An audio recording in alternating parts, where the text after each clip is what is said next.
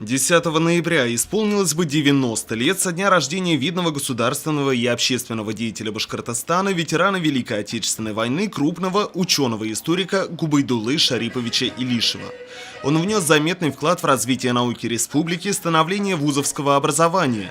Губайдулла Илишев остался в памяти современников как активный деятель науки, опытный педагог и наставник с яркой, богатой и активной судьбой, видный ученый и публицист, как первый профессор Сибайского филиала Башгосуниверситета. Профессор Илишев Губайдулла Шарипович запомнился как человек целеустремленный, дотошный ученый, человек, прошедший большой жизненный путь, имеющий огромный опыт от колхозника, участника Великой Отечественной войны, партийного работника. Весь этот опыт был использован при воспитании студентов, при открытии специальности истории, в развитии института. Поэтому среди студентов, среди преподавателей, среди населения Сибая, Юго-Восточного Башкортостана он является одним из тех личностей, которые заложили основу Сибайскому институту, вузовскому образованию в Башкирском Зауралье.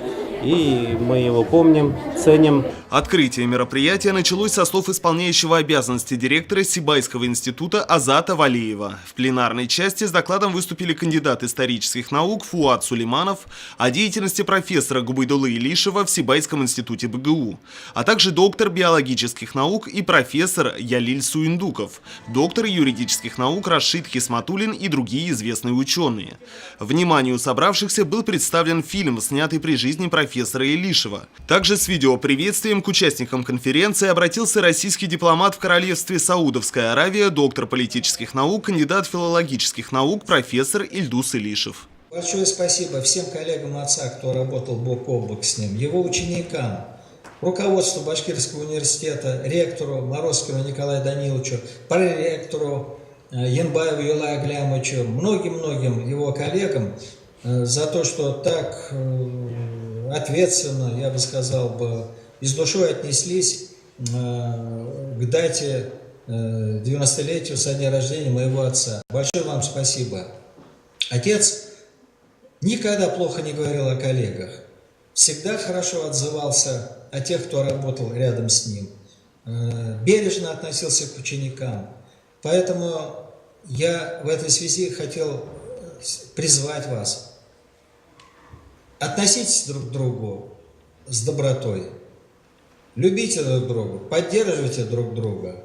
И, как говорится, вам всем счастья, удачи, мира, самое главное мира. В работе конференции приняли участие исследователи научных и образовательных учреждений, юристы, экономисты, историки, биологи, экологи, математики, фольклористы, лингвисты, литературоведы, педагоги, преподаватели, учителя, воспитатели образовательных учреждений, сотрудники библиотечной системы, представители СМИ, чьи интересы по тематике и направлениям соприкасались с темой конференции.